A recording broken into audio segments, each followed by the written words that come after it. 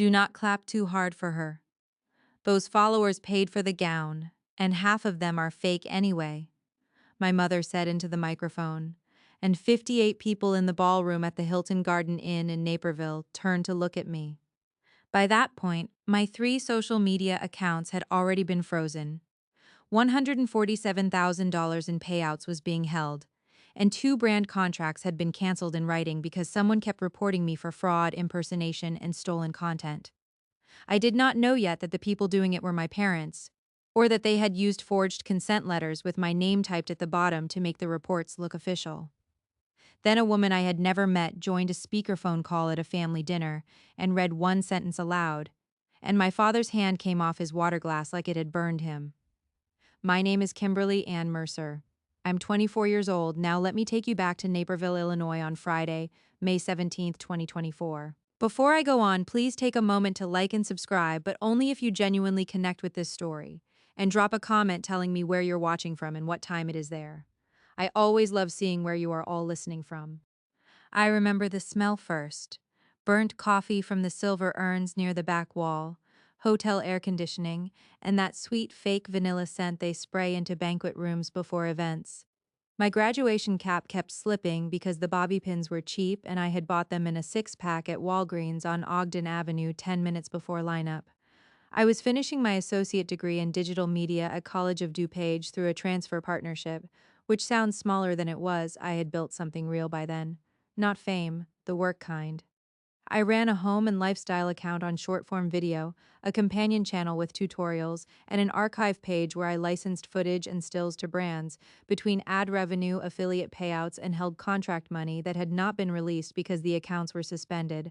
The exact total sitting out of reach was $147,260. That number was not imaginary money.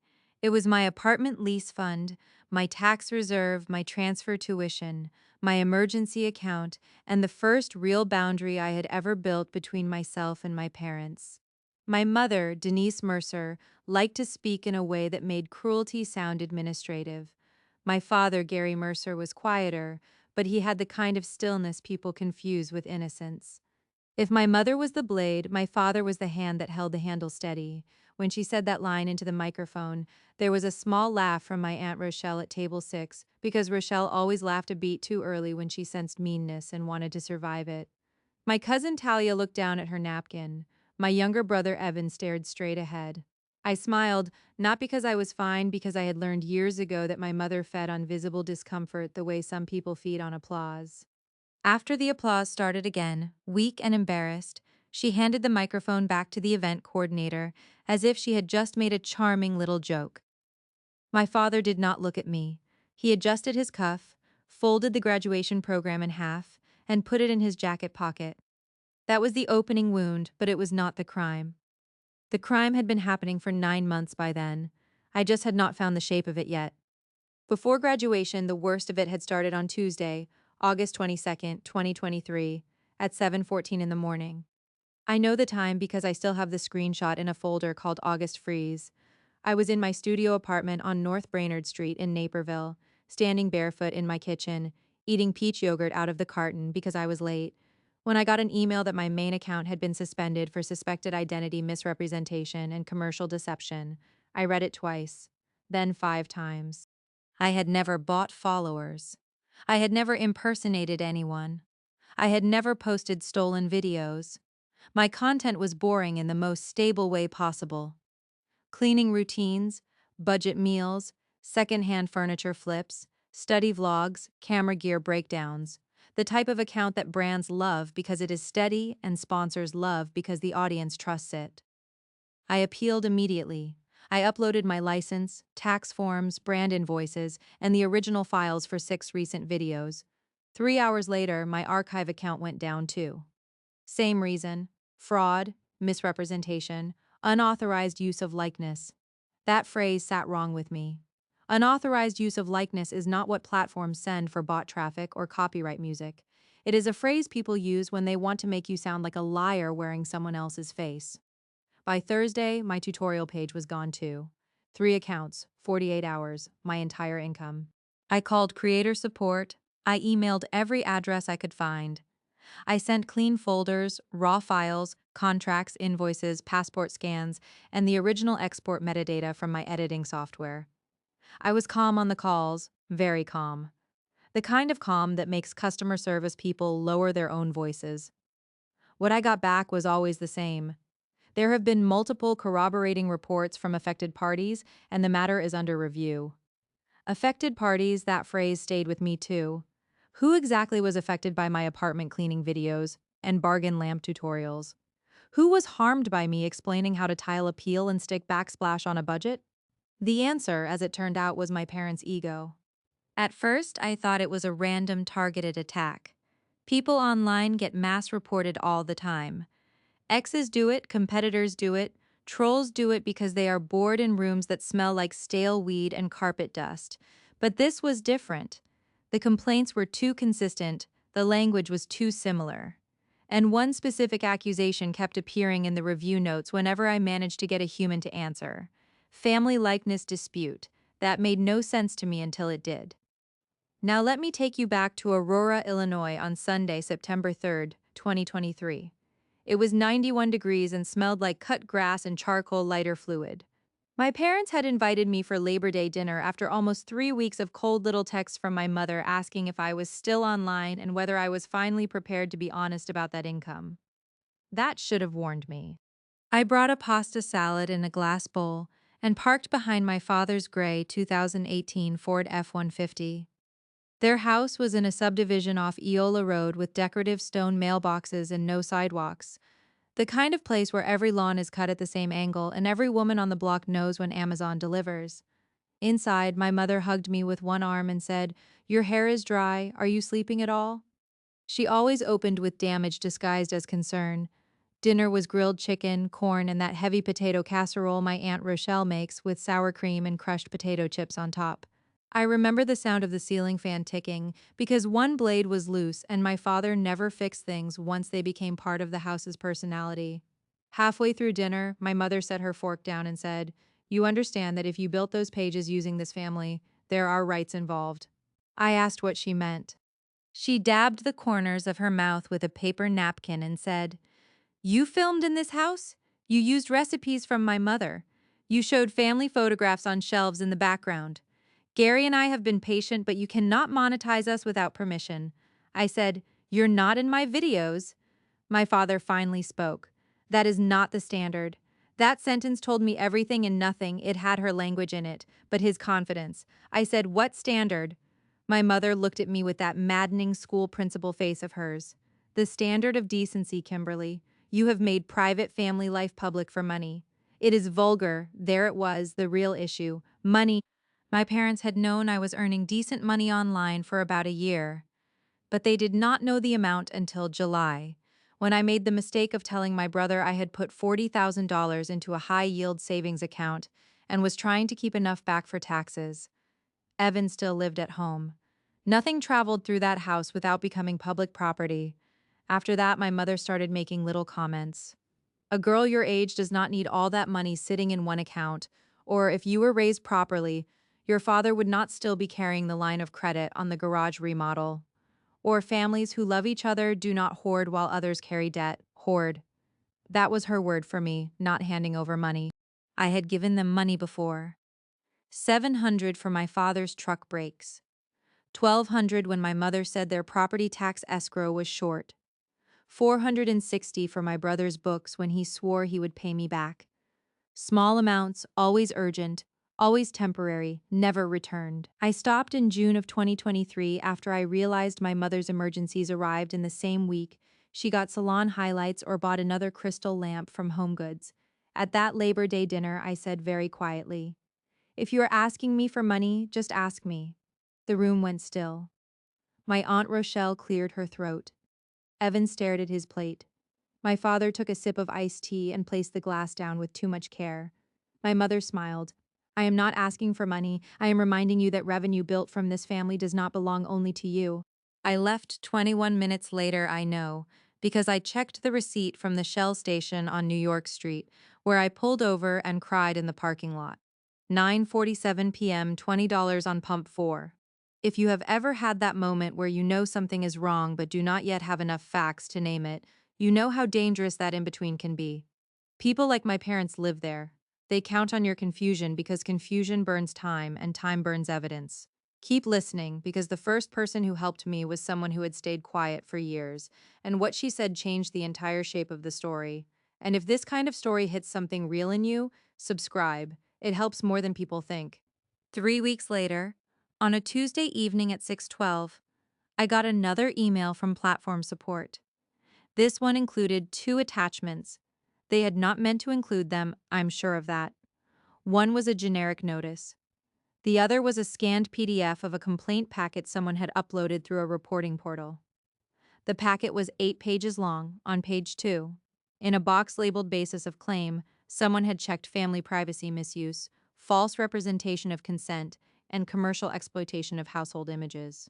On page 4, there was a typed statement claiming I had used the reporting party's kitchen interiors, heirloom items, and family domestic setting as core elements of a monetized persona in direct contradiction of verbal withdrawal of consent.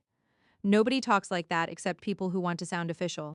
At the bottom of page 6 was a letter supposedly signed by me. It said I acknowledged that my family had revoked permission for me to use any material derivative of family residence, recipes, likenesses, routines, or household presentation, and that I would cease all monetized publication. The signature was not mine. It was my name in blue ink, but the shape was wrong. The K slanted backward. The Y was too neat.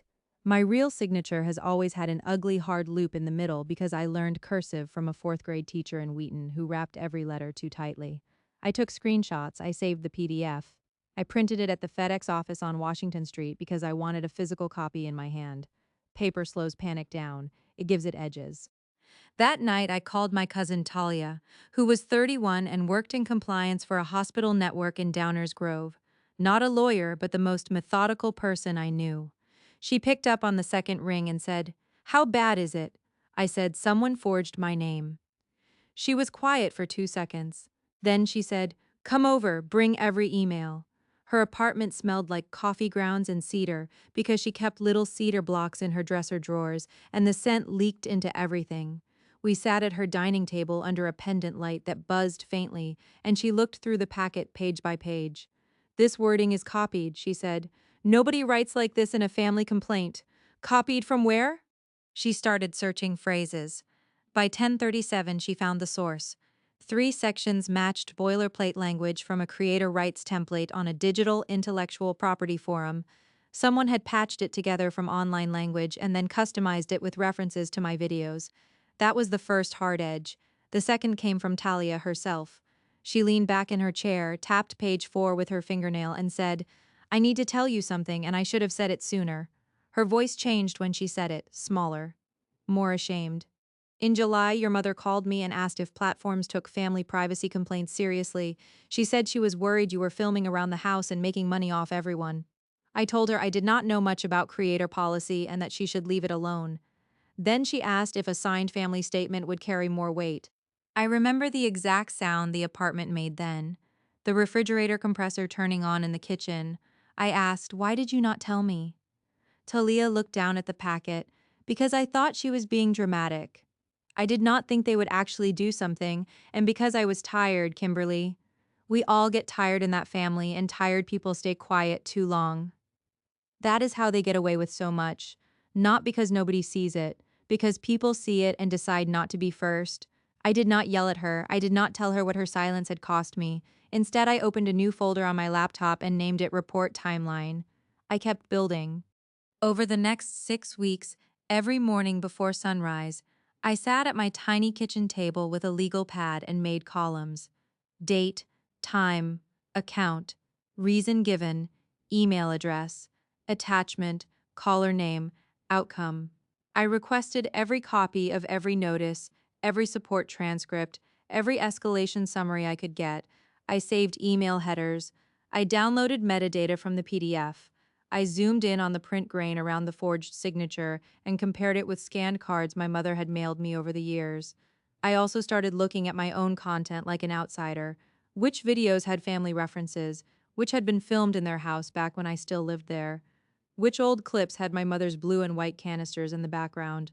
The ones from Crate and Barrel she talked about like they were artifacts from the Roman Empire. There were 11 videos over 3 years that included parts of my parents' kitchen or hallway. No faces, no names, no conversations, a fruit bowl, a stove, my hand reaching for cinnamon. In one video, my father's shoulder crossed the frame for less than 2 seconds while he walked to the garage. That was enough for them to pretend ownership over my whole income. By October, the platforms had not reinstated me. One told me the volume of reports meant they had to review for coordinated deception. Another wrote that a financial hold would remain in place pending confirmation of account authenticity and rights compliance. That phrase cost me sleep. So did the late fees when I had to move money around to cover rent and quarterly tax estimates without touching what little I had left. Brand emails changed tone too. At first, they were sympathetic, then they became cautious. Then they stopped. One campaign with a cookware company out of Minneapolis was worth $28,000. A flooring retailer contract was worth $32,000. Both were canceled. One email said, given unresolved platform concerns around identity and content sourcing, we are exercising our morality and authenticity clause. Morality, authenticity words my mother would have loved. Now let me take you back to my apartment on Saturday, November 11th, 2023, at 8:40 in the evening, rain against the window unit, dryer sheets and spaghetti sauce in the air from the neighbors downstairs. I was sitting on the floor because I had sold my couch 2 weeks earlier for $300 and a man in a Cubs hoodie had carried it down the stairs while I pretended I wanted the extra space. That night I got a call from my brother Evan. He was 21 then, still living at home, still trying to survive by being useful and invisible. He said, "Do not say I called." I wrote the time down before I answered him. I had started doing that with everyone, he said. Mom and Dad have a spreadsheet, I asked. For what? For your accounts. Estimated earnings dates, things got suspended, what they think you still have access to. My stomach went cold. He kept talking in that quick, low voice people use when they are standing in a hallway and afraid of footsteps. Dad has been sending reports too, not from home internet all the time. From the dealership, from his phone, from the library. Mom said if the platforms think there are enough harmed parties, the money stays locked longer. She said if you lose your contracts, you will come back and be reasonable. I closed my eyes. Be reasonable was one of my mother's phrases. It meant surrender without making her say the word. I asked him if he had proof. He said no, but then he said something more valuable than proof. He said my father had bought a new printer in August because the old one leaves marks in the corners. Marks in the corners. I looked across my floor at the complaint packet I had spread out in little piles. The forged consent letter had a tiny repeating crescent shadow in the upper right edge of every page. I had thought it was a scanning artifact. It was not. It was a printer defect. I thanked him, he said. I should have told you sooner. That made two of them. I did not call my parents. I did not tell Evan he had just detonated his own place in the family by speaking. Instead, I drove to the Office Max on Route 59 the next morning and bought a portable document scanner, 3 binders, index tabs, and a lockbox. $194.16. I spent the next month building the kind of record I wish I had learned to build at 19 instead of 24. Binder 1 was every platform email and support transcript, printed in date order. Binder 2 was every contract, payout statement, and frozen balance summary, with the exact withheld amount highlighted. Binder 3 was comparison material. Greeting cards from my mother, a Christmas tag in my father's block printing. Old school permission slips with my real signature. 3 handwritten recipe cards my mother had once bragged would become family keepsakes. I hated using them that way, but they were hers. The loops did not lie. On Thursday, December 7th, Talia introduced me by email to a friend of hers named Marin Castillo, a small business lawyer in Lyle who handled contract fights and online harassment cases. I know you told me not to sound like a lawyer, and I promise this is not that kind of story. Marin did not march me into a courtroom or make dramatic speeches. She sat across from me in a conference room that smelled like toner and peppermint gum and said, I cannot force a platform to care, but I can tell you exactly what records to ask for and how not to ask like a panicked person. That alone was worth the consultation fee. She had me request preservation copies of all complaint submissions tied to my accounts. not just decision notices. She had me ask for the originating submission channels, attached file names, and any internal distinction between user reports and escalated rights claims. She also told me to stop making emotional appeals in my emails. Facts only, she said. Dates, amounts, inconsistencies. People who review risk cues are trained to ignore panic because panic is easy to fake. Specifics are harder. That sentence changed how I wrote everything after that. By January, the folders were thick enough to hurt my shoulder when I carried them. I was working nights at a beauty supply warehouse in Woodridge to stay afloat. 10-hour shifts, steel shelving, cardboard dust, fluorescent lights that made everyone look tired even when they were not. I scanned boxes and listened to other women's lives in fragments: divorces, childcare, rent, overtime, coughs, the beep of handheld scanners all night long. I would come home at 5:30 in the morning, wash warehouse grit off my hands, and open my laptop while the radiator hissed and clicked. That winter was the loneliest I have ever been. Not the dramatic kind, the logistical kind, the kind where every day is full and nothing moves. On Tuesday, January 16th, 2024, I got the first real break from outside the family. An email from a platform risk analyst named Joanna Pell, based in Austin, Texas. I only know the city because her email signature included it. She wrote, "Your repeated requests for submission level records have been noted. We generally do not disclose reporter information.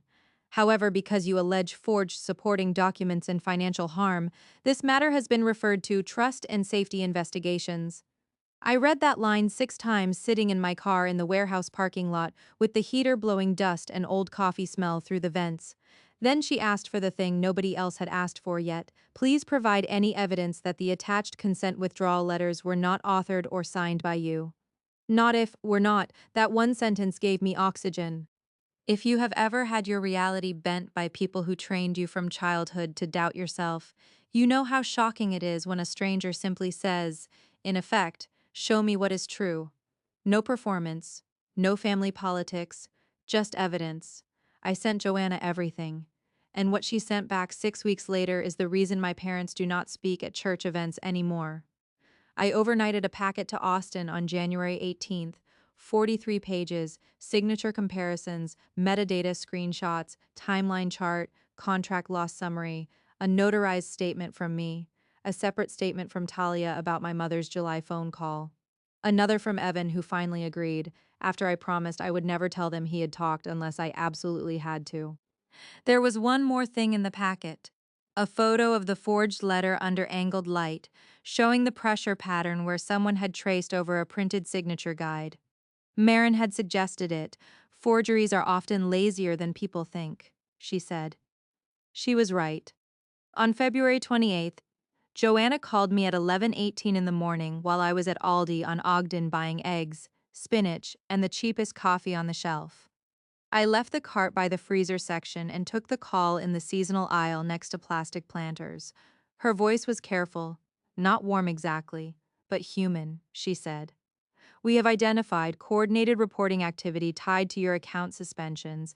I gripped the cart handle so hard my fingers hurt. She continued, "I cannot disclose full reporter identity through phone support. I can tell you this. 17 escalated submissions originated from the same residential IP block in Aurora, Illinois. 2 additional submissions were made through a mobile connection repeatedly associated with logins to an account that also accessed one of the supporting document files before upload." I asked her to say the file part again. She did. Slower this time. The supporting document files had been opened on a user account that also accessed the reporting portal. That meant whoever submitted the forged letters had possession of the files before they were uploaded. Then she said the sentence I had been reaching toward for 6 months. "The consent withdrawal letters you were asked to sign were not signed by you, and the matter is being reclassified as malicious false reporting with document fraud indicators." I closed my eyes in the Aldi aisle and leaned against a stack of discount potting soil. She said the accounts would be reinstated in phases. Frozen revenue would be released after payment compliance review. It would not be immediate. There were still holds, tax cross-checks, and advertiser reconciliations. But the core issue was settled. I had not done this. I asked if she could put all of that in writing. "Yes," she said. "A summary letter can be issued." I said, please do. Then I stood there among garden hoses and citronella candles and shook so badly I had to sit in my car for 20 minutes before driving home. That is how long it took for someone outside my family to tell the truth in plain English. 6 months, 1 week, and 6 days. The reinstatement process took longer than I wanted and less time than I feared. My archive page came back first on March 5th, the tutorial page on March 12th, the main account on March 19th, with a quiet notification that looked insultingly small for what it had cost me. Money moved slower. Ad revenue posted in batches. Contract payments had to be reissued. One brand came back, two did not. Another asked for 6 months of clean activity before they would work with me again. By April 10th, the total recovered or scheduled to release was $147,260. Not all profit. Some of it was reimbursements and delayed payouts, but it was mine. I should tell you what my parents thought was going to happen. They thought I would fold before then. I know because my mother called on March 21st, 2 days after my main account was restored, and said, "This has gone on long enough. If you are prepared to stop making us the center of your online life, your father and I are willing to let things quiet down." Willing, as if she was granting me peace after weather I had created. I put the call on speaker and recorded it with a second phone. Illinois is a two-party consent state, so no, I did not use that recording publicly or hand it to anyone as some cinematic gotcha. I kept it for my own notes and because hearing my own mother's voice say those words was clarifying in a way memory is not. I said I never made you the center of anything. She replied, you used our home, our routines, our family's credibility. You profited from proximity. If you insist on being vulgar, at least be accurate. Profited from proximity. There are some phrases that reveal a whole person in one swing. I asked, did you send the reports? Silence for 3 seconds. Then my father came on the line. I had not even known he was there. He said, we took steps to protect the family from exploitation. I said, you forged my name. He answered, that is your interpretation. I hung up. I did not scream. I did not drive over there. Instead, I emailed Joanna and asked whether a written summary could include the number of reports, the nature of the false submissions, and the fact that the consent letters were not authentic. She replied the next day with a PDF on company letterhead. That letter became the center of everything. It was not theatrical. 4 paragraphs, the kind of document a person could miss if she was scanning too quickly, but every important thing was there. Coordinated false reporting. 17 escalated submissions from one residential internet source. Forged consent withdrawal documents. Reinstatement. Release of held funds. I printed 5 copies. By then, graduation invitations had already gone out. My mother had insisted on planning a family dinner after the ceremony because, in her exact words, whatever our differences, appearances still matter. That line came by text on April 29th at 4:31 p.m. Appearances still matter. She had no idea how right she was. I did not tell her what I had. I did not warn my father. I said yes to the dinner. This is the part where people always ask why I went. Why sit with them after that? Why not cut them off immediately and disappear? Because I wanted the truth to land in the room they cared about most. Not online, not in private, in front of witnesses who had spent years watching them narrate me into smaller and smaller shapes. The dinner reservation was at Sullivan's Steakhouse in Naperville for 7:15 p.m. on graduation night. 16 people. Private back room. My mother loved private rooms because they made ordinary cruelty feel catered. The graduation itself happened that afternoon. That was when she said the microphone line about fake followers and my gown. She planted the idea before dinner. That is what manipulative people do. They prepare the room, they salt it. At the steakhouse, the room smelled like grilled beef, polished wood, and those little votive candles they put on white linen. There was a low hum from the bar outside the door and the soft clink of silverware against heavy plates. My father wore a navy suit. My mother wore a cream jacket and a gold chain she touched whenever she was controlling herself. Evan came in late and did not meet my eyes. Talia sat 2 seats down from me with her phone face down on the table. My Aunt Rochelle was there.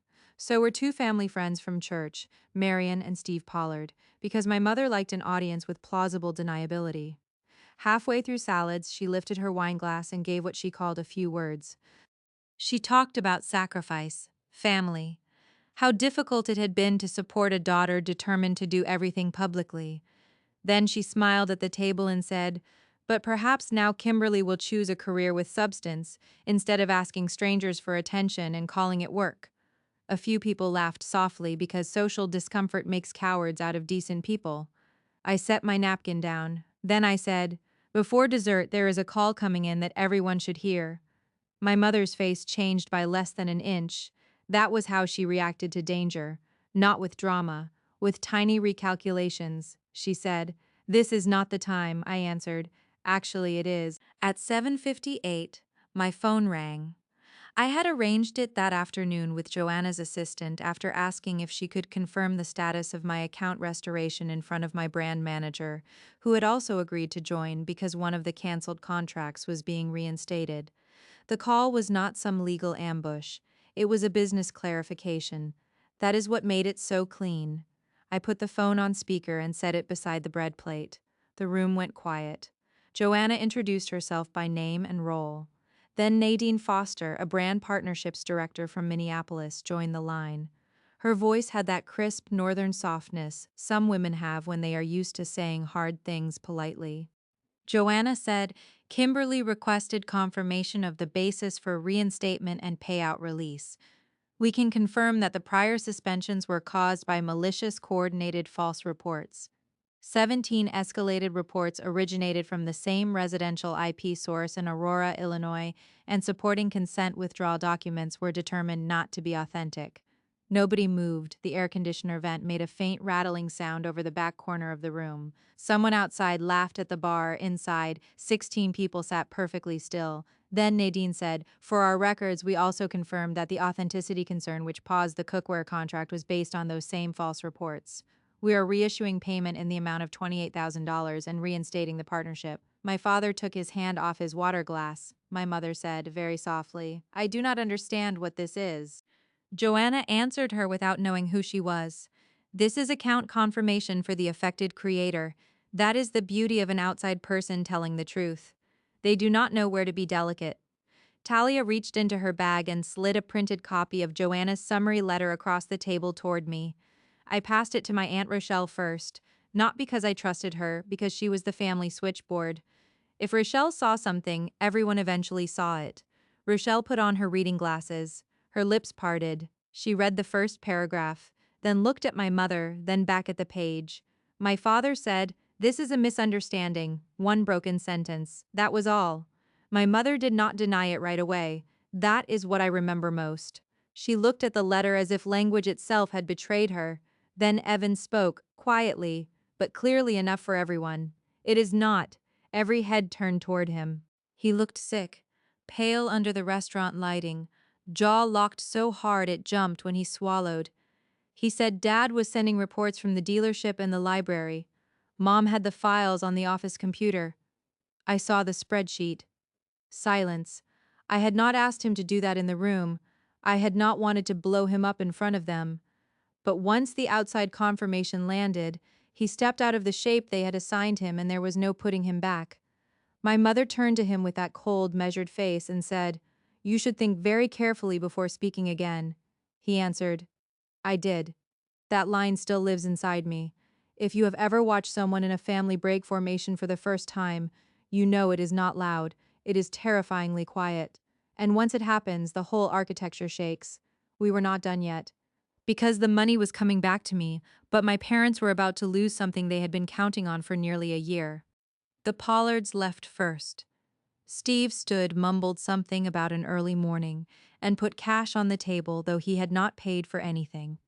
Marion touched my shoulder on the way out and did not say a word. My Aunt Rochelle kept rereading the letter, like the words might rearrange themselves into a version where she had not laughed at graduation. Dinner ended without dessert. My mother tried once more in the parking lot. The night smelled like rain on hot pavement and meat smoke from the kitchen vents. She stepped toward me in her heels and said, "You are making a family matter grotesquely public," I said. "You used a platform to freeze $147,000 of my income." She replied. "That money made you arrogant," I said. "No, it made me leave. Then I got in my car. The concrete price came in pieces, which is often how real life works, not one gavel, a series of doors closing. First, the practical one. My parents had been counting on a debt consolidation refinance to go through in June using projected support from extended family and a private loan from a church couple my mother had known for years. I know this because Rochelle, suddenly eager to be useful, called me on May 29th at 1:12 in the afternoon and said, "Well, that is off the table now." The church couple backed out after hearing what happened at dinner. Without that money, my parents could not close the refinance. By August, they had listed their house. It sold in October for less than they wanted because they had to move quickly. Second, my father lost his sales manager position at the dealership in Oswego. Not because I called his boss and made a speech, I did not. Evan told me someone from church mentioned the dinner to one of the finance guy's wives, who mentioned it at a fundraiser, and by mid-June the story had reached the owner. My father had been using dealership internet and work hours to file false reports against his own daughter while on salary. On June 24th, he was let go for misuse of company systems. Those were the exact words Evan texted me. Misuse of company systems. I stared at that phrase for a long time. Third, my mother lost control of the audience she valued most. She had led two women's ministry groups and a meal rotation at church for years. She was not formally thrown out. It was quieter than that. She was asked to take a season away from visible service. That phrase came through Rochelle too, because bad news travels to me now through the same women who once carried hers. She hates that kind of consequence most, not punishment, reduction. As for the money, all $147,260 was fully released by July 11th, 2024. I paid my taxes, I replaced the couch, I signed a lease on a one-bedroom in Liesel with better light and walls thick enough that I could not hear the neighbors sneeze. I bought a desk that did not wobble. I rebuilt the contract slowly, cleanly. No family home in the background, no traces they could claim, just me, a camera, and a room I paid for myself. Joanna sent one final email on July 15th confirming the case was closed internally and that abusive report safeguards had been added to my accounts. I printed that too. I keep all of it in a black file box in my hall closet. I had been keeping that folder for 11 months. People ask whether my parents ever apologized. No, not in a complete sentence. My father called once in September and said, "Things went farther than intended." My mother sent a Thanksgiving text that said, "I hope distance has given you perspective." Distance did give me perspective, just not the kind she meant. I learned that some parents do not want their daughters safe. They want them reachable. There is a difference. Evan moved out in August and got a roommate in Plainfield. Talia and I are careful with each other now, but we are real. Silence costs too much to call it peace anymore. Aunt Rochelle sends me nervous little holiday messages with too many exclamation points. I respond when I feel like it. As for graduation, I framed the diploma but not the photo from the stage. My mother's face is in the background of one shot, smiling as if she had not just tried to shrink me in front of everyone who mattered. I keep that photo in the file box too, behind Joanna's letter. Not for pain, for order. Winning did not make me whole again. It made me accurate. I did not get back the months I spent on warehouse floors, or the contracts that never returned, or the version of graduation I would have had if my mother had been capable of letting one day belong to me. I got something else: specificity, record, distance, the clean sound of an outside voice saying what happened in a room where they could not interrupt. That matters more than people think. The last time I saw my mother in person was December 8th, 2024, at my grandmother's memorial in Elmhurst. The funeral home smelled like carnations, old wood polish, and cold winter coats. She stood 3 pews ahead of me and never turned around. My father looked thinner, older. Neither of them spoke to me. After the service, Rochelle came over with her purse hanging open and whispered, "Your mother says she still does not understand why you had to embarrass them publicly." I looked at the closed chapel doors, then at Rochelle, and I said I did not do it publicly. They did. I just stopped keeping it private. That is the truest thing I know about what happened. I won. They paid. The record exists, but I still lock the file